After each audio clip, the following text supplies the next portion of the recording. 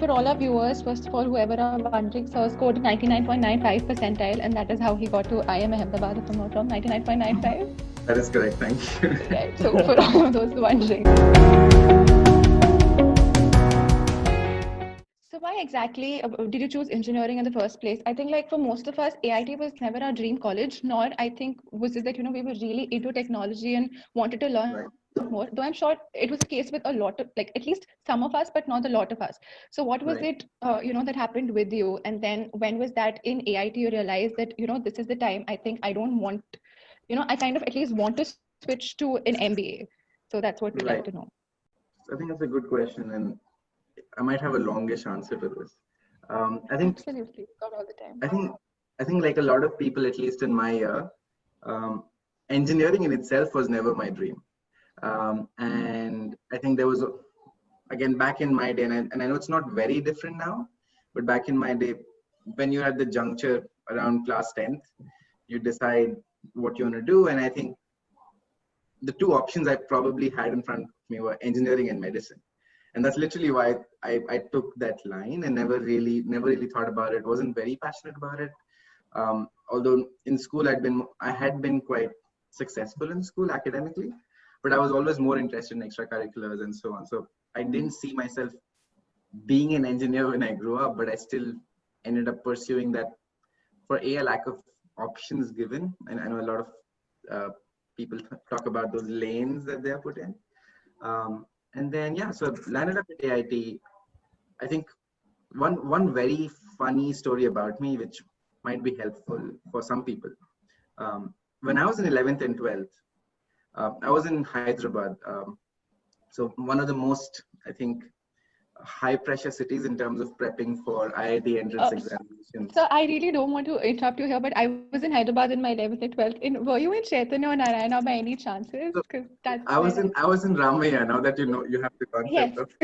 I do totally. I was in I'm a Ramaiah. Chaitanya product. Perfect, and I think they're all very similar. But they are, yeah. I think the part about Ramaiah, which was very interesting, it was very, very high stakes and very high pressure, in fact, rather. And at the end of 11th, I was so stressed, tired, frustrated, annoyed it was not even a dream I felt I actually had. I stopped going. My parents were very supportive, which was great. And they were fine with me just not going. So class 12th, unlike most people, for me was a holiday.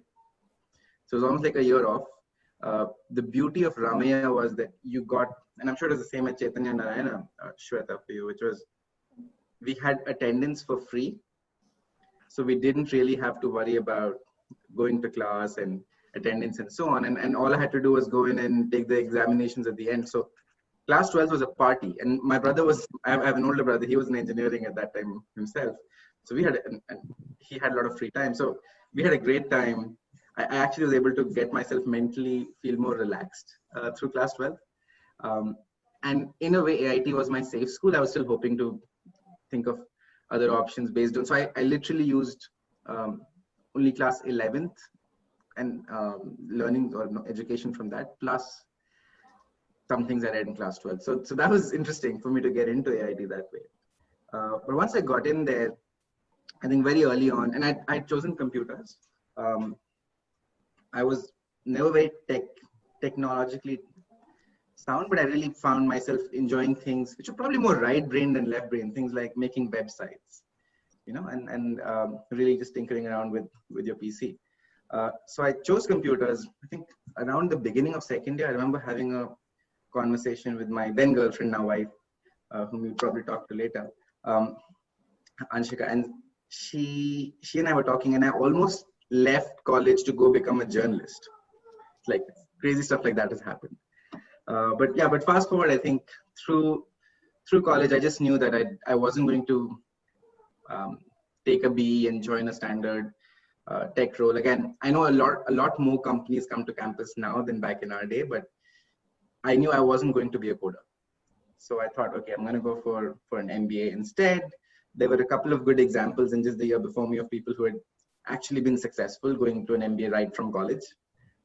And that part, just I think the part around and I'm sure there's some B school specific questions you have, but Yes. really the part around problem solving, the part around stakeholder engagement, working with people, all of that really resonated with me, and I thought MBA was a much better fit. So that's pretty much, I think I decided, I would say, in my second year that I was going to go to B school, and yeah, and then pretty much my, I think, schedule at AIT was quite flexible, so that allowed me a lot to focus on prep for B school rather than not.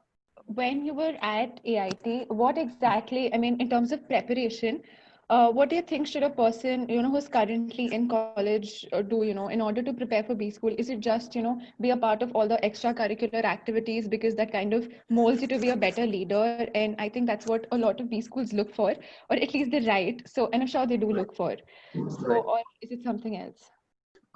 I would say this, it's part of the answer, but not the full answer. So the way I would define almost building your skills, there are really three elements to it. There's your hard skills.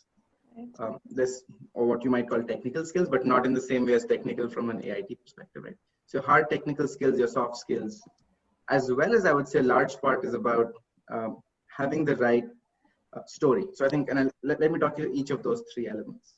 So on the hard skills, essentially, I used almost all of my TE year to prep, and that actually, surprisingly, if I think about back in the day, we had, I'm blanking on the name. I joined IMS, which is one of those CAT prep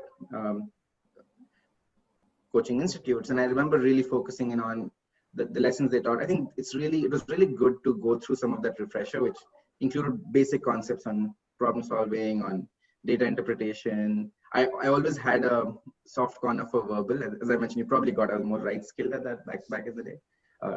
Right brain.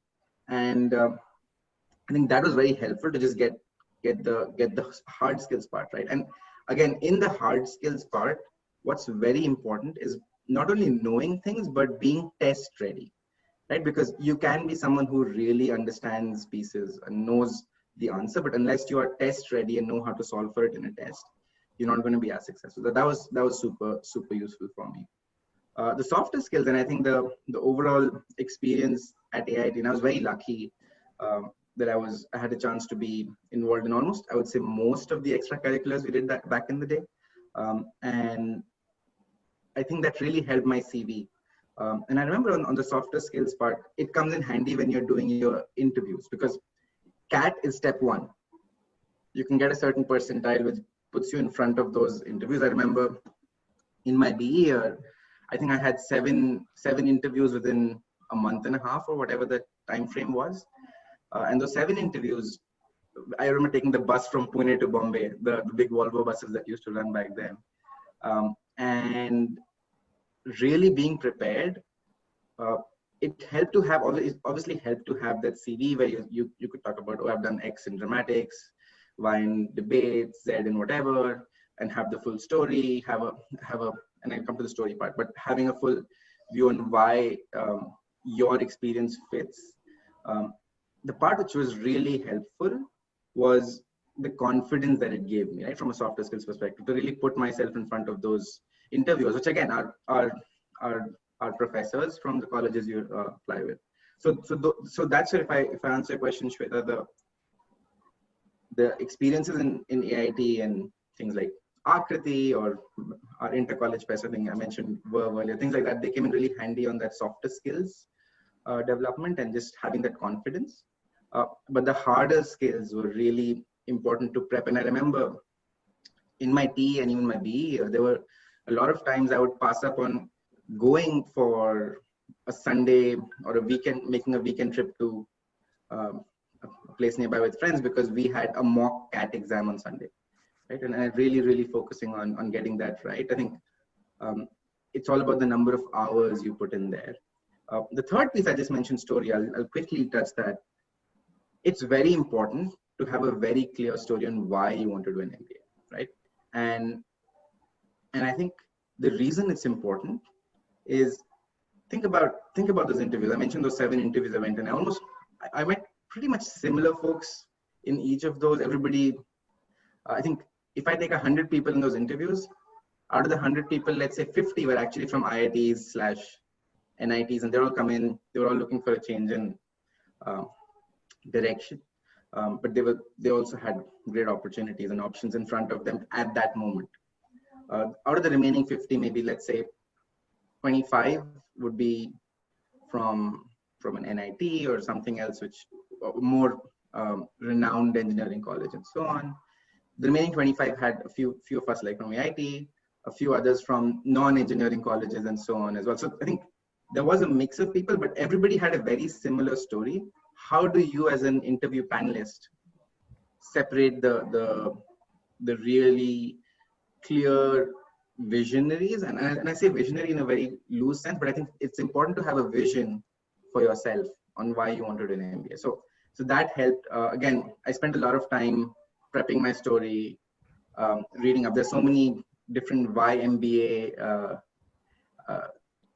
frameworks, and I don't want to go into that. But for me, it was a simple case of continuing to build on my soft skills, hard skills, but getting the brand and the network to help me achieve my dream at that point. So I think that was important to bring in. So to bring all of that together, I think so hard skills, soft skills, and literally having a very tight story.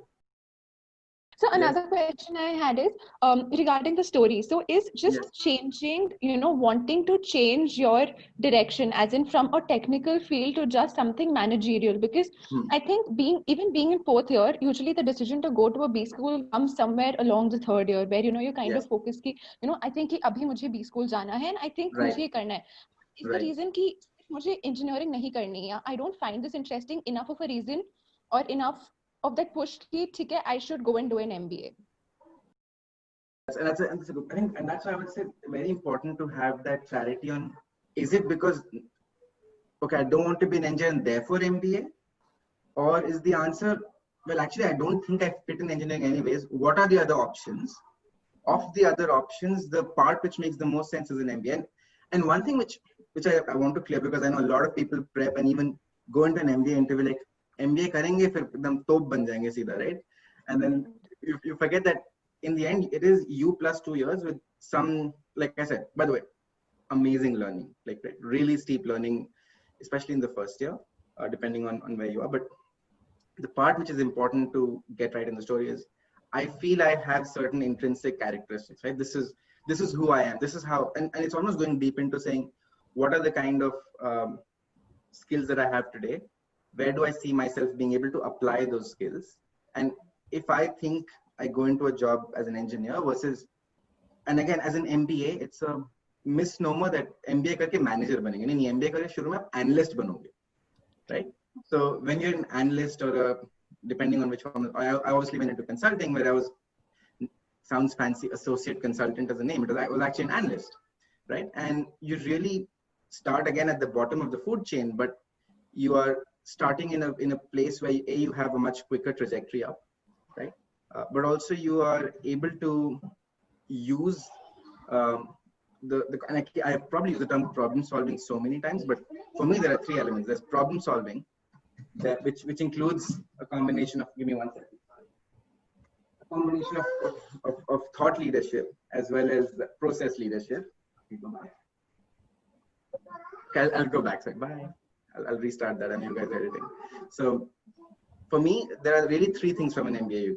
Once you go in and you get a job, right? Which is you have thought leadership and process leadership. You will be able to communicate in a certain way, whether it's written or verbal. And the third part, which is very important, how do you work with teams? And I think, by the way, AIT builds you up so well on that teamwork front. You really, whether it's through all the events that you do or really the bond that you get with batchmates, but really being able to empathize and work with different members of a team, I think is massive learning. And again, you start in the team as the junior most member, but work your way up. So that's something which is very, very important. I hope I answered your question to an extent, which is, yes, sir. Think about it as engineering need to therefore not MBA. MBA makes sense given what you want to do. This is something which fits the bill. Yes. There are 2 ways this can go. You said there are 2 ways this can go. One is either I really don't have any interest in technology. Let me check out what are the options, which is why I do an MBA, or that MBA is what I think I'm good at. So either way I go, either way. It could go either way, Absolutely, right? absolutely, exactly. And I think, and having that clarity in your story is important, because think about the interviewers, right? By the way, one more thing which happens in the MBA interviews, and I can share. I remember putting it down on a blog. So I have like almost verbatim interviews from the from I think at least all of the IIMs from that time, and it's a combination of asking why do you want to do an MBA. Again, I'm sure if I look back, my answers back then were a lot more uh, rose tinted and or from rose tinted glasses and very starry eyed. But at the core of it, they also would ask you questions to understand how you think, right? How would you do from a problem solving perspective? How would you approach a certain situation? Um, so, in fact, one of my clients in consulting had given me a story about what do you learn in consulting. And he said in consulting, you're literally learning that given a certain set of variables, what is the application? And it's something which is so logical that everybody can get it. But the important thing with or MBA, not consult, with MBA is you learn how to think of it at simple first principles, but also communicate so people can understand it. So it's those two parts. Right. Is money another factor that a person should consider while doing an MBA? Because I feel while a couple of people might still be interested in technology and necessarily not, or maybe, want to become a manager or rise up in positions in their organization, but an added benefit is that it also, it doubles or triples, I think, the amount you earn. There's a steep increase. So is that a factor that people should consider, or is it a factor, that is driving, that drives you enough to do an MBA? Should it be, Right. rather? And of course, and I think of course there's a relative scale here. It depends on who the person is. So I can't speak for everyone, but definitely for me, from my perspective, money should not be the driver of this, because if you're really strong technically and you're very good at what you do, and you take a job now, again, think about this. So I know in B, and I think in college, I think whatever we get to at the end of B, that is our life. That's not it, right? Because it feels like you're coming off of one massive phase of life. And I think, again, if I think about those 4 years, probably the most cherished part of my own life as well. You're coming off from one phase and starting a new phase of life. You tend to forget that you're starting a new phase, right? So you could take one step, but you can always take a detour somewhere along the way. So the reason I say that is if you are speaking about someone who's very strong on coding, really enjoys that, she or he should probably think about taking a punt down that lane. And again, you probably have spoken to some people who tried that and then went to a B school, right? Even my wife, she did 2 years of coding and then decided, okay, she wants to do an MBA instead. So you can always do that. From a money standpoint, if you're really good at what you do, you will get there. And I know it's the trajectory depends on a lot of factors. By the way, luck is a big part of it. And if you're lucky, you could get into that situation whether you do an MBA or not. And if you're unlucky, you could go in for an MBA, but then come out for a role which is not really what gives you not only the satisfaction from a job perspective, but also might not be paying you as much. So there's always that trade-off on both sides. About doing an MBA, I mean, just 2 years into the course, I think doing an MBA costs, I mean, I won't say sets you back, but then it costs you somewhere around, I think, 24 to 25 lakhs. Yeah. So do you think, and for someone who has a certain goal, as to, this is where I think I want to be in my career, do you think doing an MBA is the right option, or are there other ways to go there? Because I think some people might not reach the B schools they want to. That's a good So point. do you think, probably I could put in like 5 years or 10 years and then reach there, or it's worth just trying? That's further? a good point. And Shraddha, if I just repeat the question, is it a combination of both the quicker trajectory from a salary perspective, but are you also talking about the cost of doing an MBA? Is it the ROI question as well, or? Yes, the ROI as well. And also, I think in the end, where do you want to get to? Right. Because a lot of us, especially being we're not from tier 1 colleges. And as far as, our skills are concerned, I think the brand value really, really matters a lot. So a lot of us cannot get to where we want to in a certain amount of time. So I'm sure a B school accelerates that process. I think, and I think that part I completely agree. I think if I think about, and this was part of my YMBA, in fact, I remember, which is you mentioned brand, and I think that's a big differentiator, right? For instance, why did you reach out to me? You probably did a quick check. Who from AIT has gone to IIM? Thought, oh, this person seems to have gone. I'm just thinking about that. Right? I don't know if that's how the process went, but the brand it does. Kind of did, yeah. Right, exactly right, and the brand does matter to open doors a lot. If I think about where I am today, I think a lot of my grounding of who I am is from AIT. But if I had not gone in for an MBA, some of those doors would not have opened for me. And that I think is a very fair point. Again, if I think about the biggest the two biggest things I think I picked up from B school were the brand and even the hard skills, I would say. Right, and I think hard skills, things like I'm not sure if it's in our curriculum, but things like going in and having courses on problem solving, applying the case study way of looking at things. Because I think a lot of that hard skills you don't pick up in engineering, and I was actually surprised. And if I think about a lot of the folks who had come in from an IIT, for instance, they obviously had the brand with them and they came into B school as well. But they appear to have had a slight grounding of the basics already, which I didn't. Again, it could have been because I didn't do anything at AIT other than extracurriculars, but I definitely see that. And I think from an opportunity perspective, it makes sense. But from pure ROI, I think if I think about the MBA, it depends on where you go. I think very good point, Shweta. So I think one thing I have seen and I've learned over time is the good thing with an MBA, there is no expiry date of when you can apply, right? And actually, if you let's say, and I'm talking to all MBA aspirants here, but let's say you apply now, you get into maybe your fifth choice school, not your top three. I would say do a trade-off of, hey, do you have an option of trying again next year? Because there could have been something which went off. Maybe you didn't do your best at the entrance exam. Maybe you didn't do your best in the interview process. Something went wrong. And I've seen people who and a lot of my batchmates from Ahmedabad were those who had applied the previous year, got into a different B school, but still tried again and got in there. So I would say definitely makes sense to wait for your best performance from your perspective. So there's another small question which kind of stems from this is, I'm sure there are a lot of ways to get to wherever you want to, but let's say you do not get to a B school, probably, ABC were your choices and you do not even get to ILK, just you do not, and you probably went somewhere down.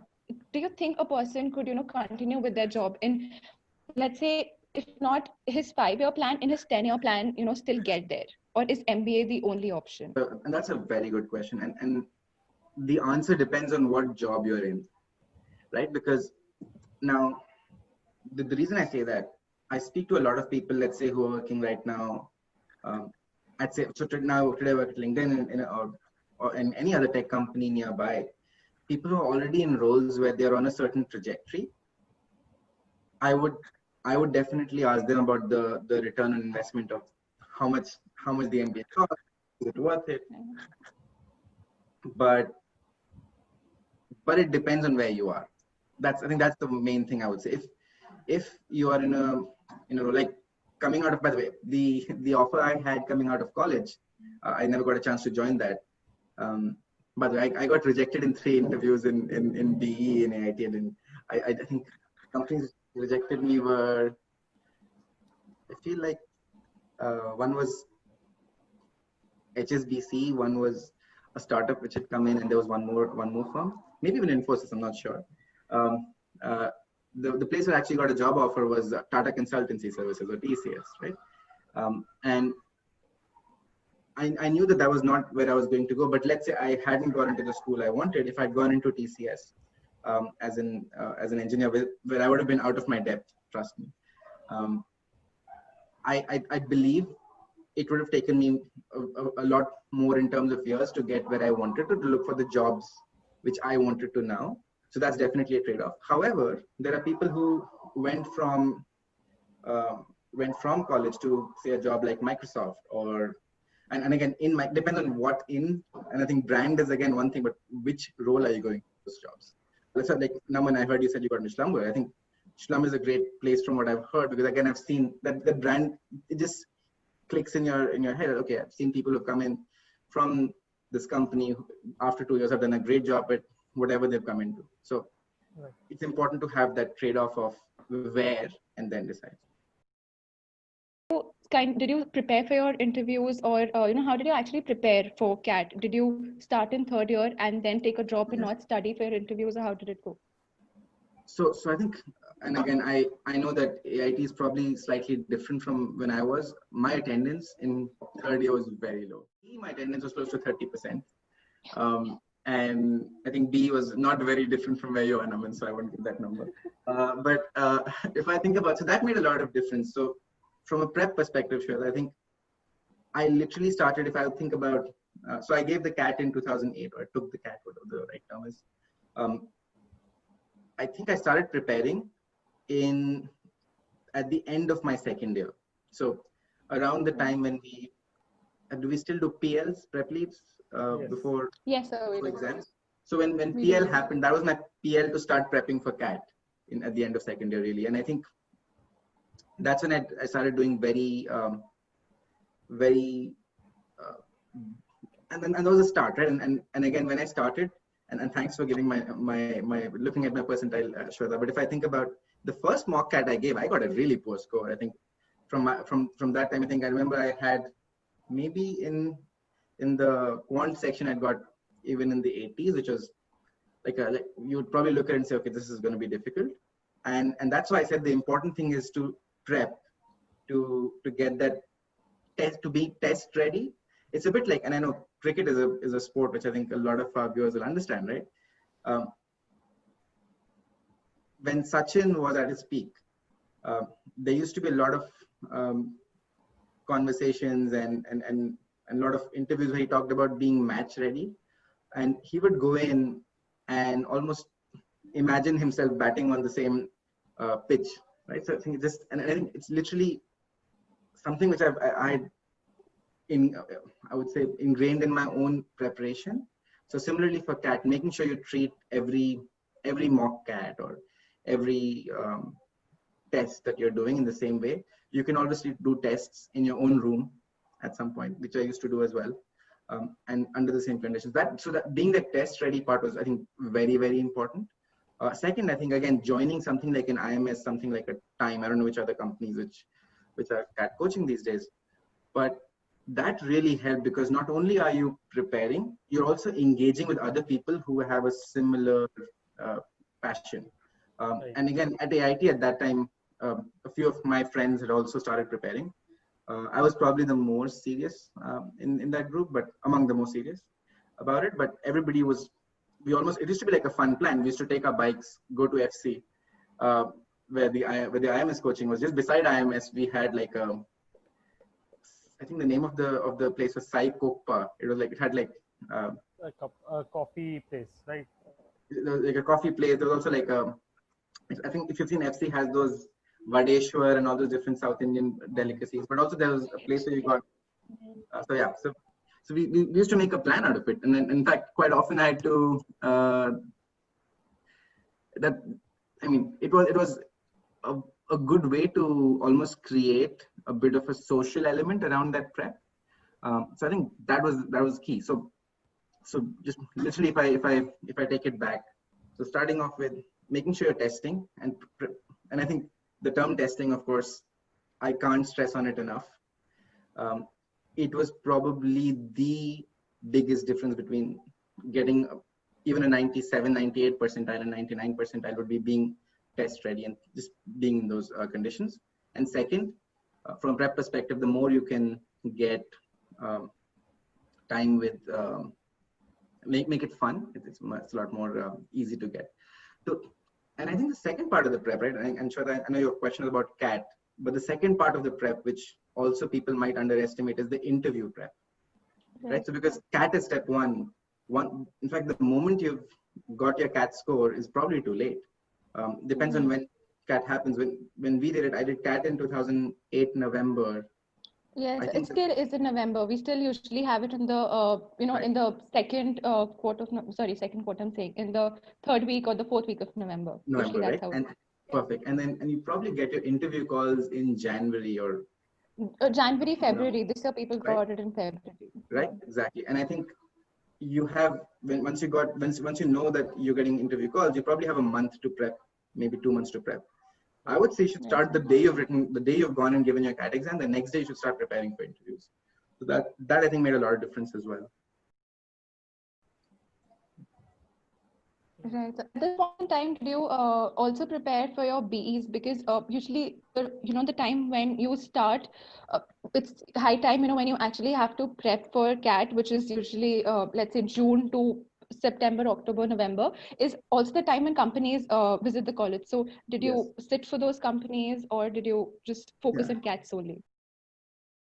So I think, and that's why I think I focused only on CAT. So I knew that. So I was also lucky that TCS had come early. So TCS had come in at the end of my TE, just the beginning of my BE. So I had the TCS offer, which was like my backup in case I didn't get. But again, that was pretty much like a conversation. It was not. There was no real coding or anything required in those interviews. But I think to be fully successful, you have to put in a lot more, assuming you're not going to prep for the BE as much. Of course, just before the exam, you have to put in a bit to make sure that you're at least getting a decent score. No, I just wanted to know about the statistics. That is, so what were your marks? Because considering your application you got into IMA, what was your CGPA?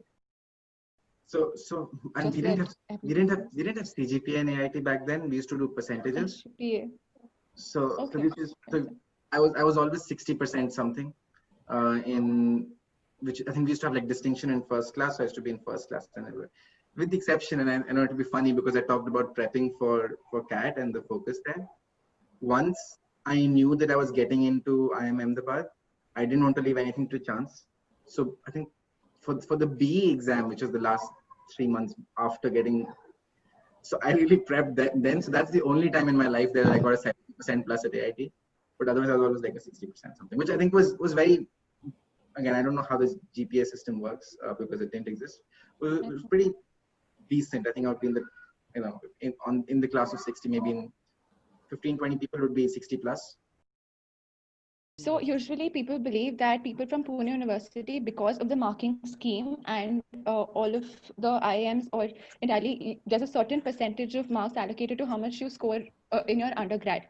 And Pune University is, compared to other universities, not very lenient. So usually the toppers score somewhere around 80% and the average scores go to around 60% compared to other universities where kids score 90% and 95 easily. So how do you kind of compensate for that? Do you do it only with your CAT score? That's a good question. And by the way, one more person who was in my batch at IMA was actually, when I was an FE, he was a T. Chaitanya Shravant. I don't know if he's on your list of people to talk to.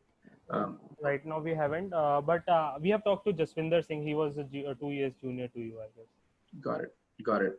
So there have been some cases, but I would say the biggest the biggest change, given we are handicapped when we start from Pune University from a scoring perspective, is the CAT score. I agree. I think that makes a big difference to get a call.